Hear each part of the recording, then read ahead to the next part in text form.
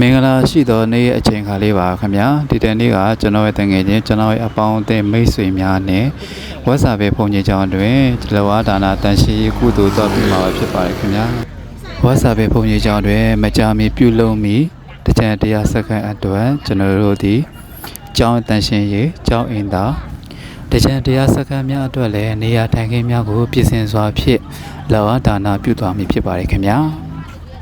ပထမဦးစွာဖြင့်ကားပုံနေပါလာသည့်ပစ္စည်းများကိုလောအပေးကြသည့်ညီကိုမောင်နှမများဝိုင်းဝန်းစွာဖြင့်လှုပ်ဆောင်နေကြပါသည်ခင်ဗျာစတင်ပြီးတော့ကျွန်တော်တို့ညီအကိုတငယ်ချင်းများကဘုန်းကြီးကျောင်းရှိပတ်လည်ဝန်းကျင်များကိုတရှိလောအားဒါနာပြုနေပါပြီခင်ဗျာကျွန်တော်တို့ရဲ့အမညီမများကလည်းဘုန်းကြီးကျောင်းရှိအိမ်သားများကိုအခုလိုတွေ့မြင်တဲ့အတိုင်းတရှင်းစင်ကြွယ်စွာဖြင့်အခုလိုကုသိုလ်ယူနေကြပါသည်ခင်ဗျာ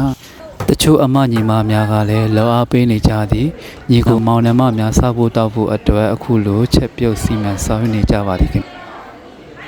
ဒေါ်လာဘတ်ယဟန်တန်ဃာတော်များသီလရှင်များနဲ့ယောဂီများနေနေဆောင်များကိုယခုကဲ့သို့ခုံများကိုရှင်းလင်းစွာဖြင့်ကျမ်းပြင်များကိုလည်းသက်ဆင်းစင်ကြယ်စွာဖြင့်ဆေးကြောနေကြပါသည်ခင်ဗျာ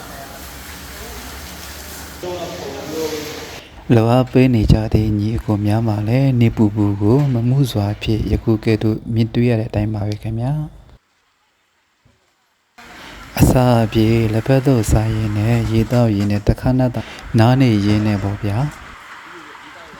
အနားယူပြီးပြီဆိုတော့ကြံရှိနေတဲ့အလိုများကိုပြန်လဲဆက်တင်လို့ဆောင်နေပါတယ်ခင်ဗျာ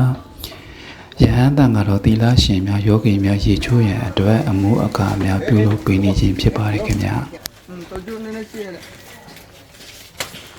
ထမင်းစားခြင်းနဲ့ရောက်မှာဆိုတော့ညီအကိုညီမများကလည်းထမင်းဝိုင်းဝိုင်းများကိုအစင်သစ်ပြင်ဆင်လို့ပြီးနေပါပြီခင်ဗျာထမင်းဝိုင်းလေးမှာတော့ငပိဖြော်ရဲ့ဟင်းပေါင်းရဲ့ငချောက်ရဲ့သူ့စရာအစုံမို့ပါခင်ဗျာယခုကဲ့သို့ထမင်းဟင်းအလူရှင်သည်လည်းပဲစိတ်ချမ်းသာကိုယ်ချမ်းသာစွာဖြင့်လောရဲ့ဆန္ဒတလုံးတစ်ဝပြည့်ပါစေလို့ကျွန်တော်ဆုတောင်းပေးပါတယ်ခင်ဗျာစားပြီးတောက်ပြီးပြီဆိုတော့အိမ်ပြန်ဖို့အတွက်ကားဆောင်နေရင်နဲ့အမွေဆိုင်တတိုက်များကယခုကဲ့သို့ဇီးဖြူသည်ပင်၌ဇီးဖြူသည်တလုံးမကျန်အောင်မွေစိမ်များမှွေနေလေ၏ချင်းရလားချိုးတယ်ဟုတ်လားချိုးရမျက်နှာပြကြည့်ချိုးရမျက်နှာကြီးလားကားရလာပြီဆိုတော့ကအခန်းကိုပြန်ပါတော့ပါပြီခင်ဗျာဒီတစ်ဘက်ကတော့ဒီလောက်နဲ့မြလောအားပေးဒါနကျွန်တော်တို့တွေကုသိုလ်ယူခဲ့ပါပြီခင်ဗျာ9ရက်သားသမီးများအားလုံးလည်းပဲစိတ်ချမ်းသာကိုယ်ကျန်းမာစွာဖြင့်လိုအပ်ဆန္ဒတလုံးတဝပြည့်စုံကြပါစေလို့ဆုတောင်းရင်းနဲ့ဗီဒီယိုလေးကိုဒီလောက်နဲ့အများညီကုန်းချုပ်လိုက်ပါပြီခင်ဗျာ